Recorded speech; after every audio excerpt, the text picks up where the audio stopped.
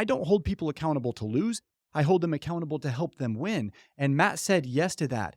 So each day I can say, hey, Matt, how'd we do on our 125 calls? Hey, how'd we do on this? How'd we do on that? It looks like you fell below the line in a couple areas. What do we need to do to get you back up? And now I can real-time manage. I can real-time coach these people for success rather than crap. Matt's not hitting his number. I don't want to have that conversation. You know what? I'm having this epiphany right now of something that I wish I had done.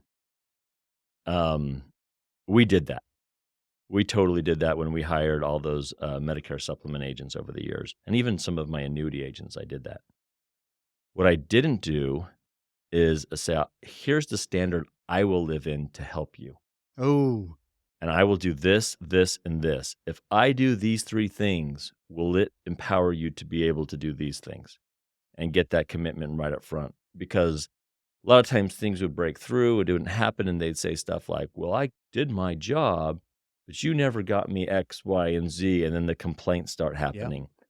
Yep. And, I wish I had gone back and, we churned through a lot of agents through that business. And I think that if we had done that one thing, if we do this, can you do this right up front? Yeah, your standard is so important. I think about this agent that could potentially be struggling.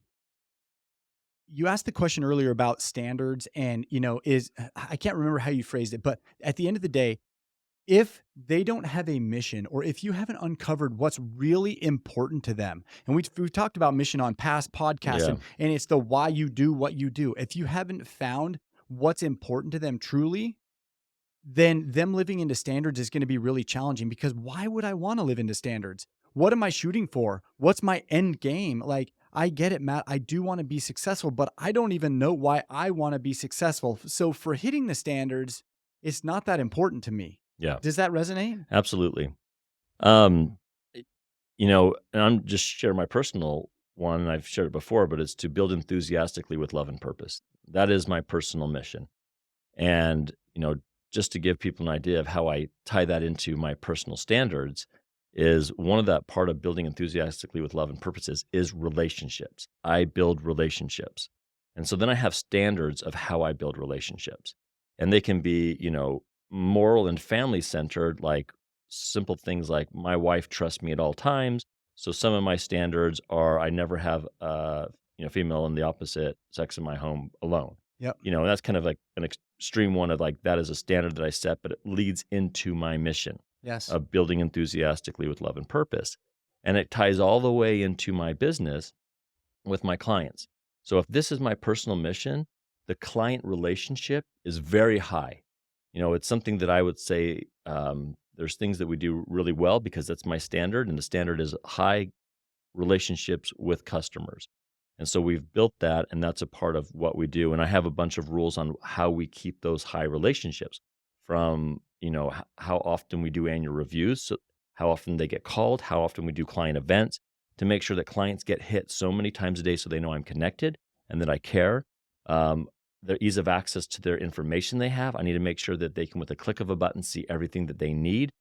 This is the standard I set. So any client that comes in knows that I am building a relationship of trust, of success, and I build all those things around it. Success leaves clues. You're not happen chancing into success. Yeah. Right. You're not just hoping. And I'm going to share a story about me that I hope will illustrate this point. I love soccer. I played it growing up, and that converted into me like not being able to give it up because I have this addiction to the sport. So I decided, well, what will I do? I'll go into coaching. So I started coaching actually Matt's alma mater, Boise High School, with a dear friend of mine, Mike Darrow. And we jumped in, and we just jumped in. And I was 19 years old or 20 years old, somewhere around there. This is 20 something years ago. And I thought, I will be the best coach. I'm a great player. Like, I got this. I'm really humble too, apparently, but I'm going to go start coaching these kids. And so I show up, and what I thought coaching was going out there and playing with the kids and showing them how good I was and showing them the different techniques and tactics I could have. And Mike was the same way. And we got into scrimmages quickly, and we didn't work on any sort of functionality or training or, what's it called? Calisthenics or anything where we're trying to increase their stamina and that conditioning component that I just missed. And I did that for 7 years, and we were okay. I think we mainly had winning seasons, but not great. And I think we had one season at our low point where we were 500. Hmm. I remember sitting down with Mike one evening and we said, dude, something's got to change. Like we're doing the same thing over and over again. Let's change it.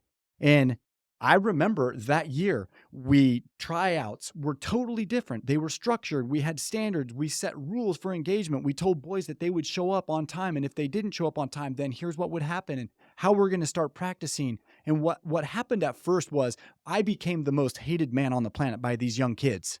And I'll illustrate that by over the next 7 years, we won 5 district titles and 4 state titles.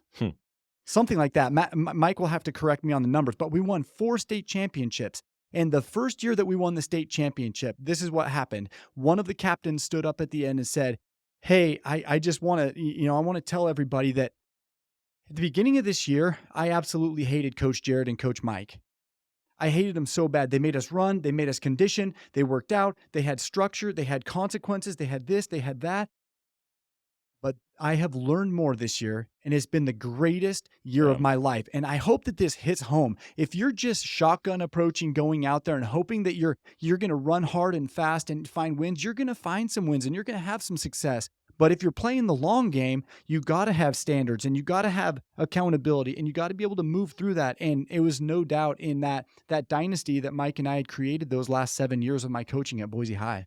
Well, I mean, that goes right into our business, right? I mean, what does every business person in the financial service industry do? As soon as you have your most talented agent, you move them into management. Dun, dun, dun. And then all of a sudden they want a player coach, in there, and they're the cool guy or gal helping people out. Let me show you how good I am. Yeah, right? Let me show you. And it's just, until you can find a way to actually coach through standards and accountability, it works. And I would say with FMOs and IMOs, the same thing happens.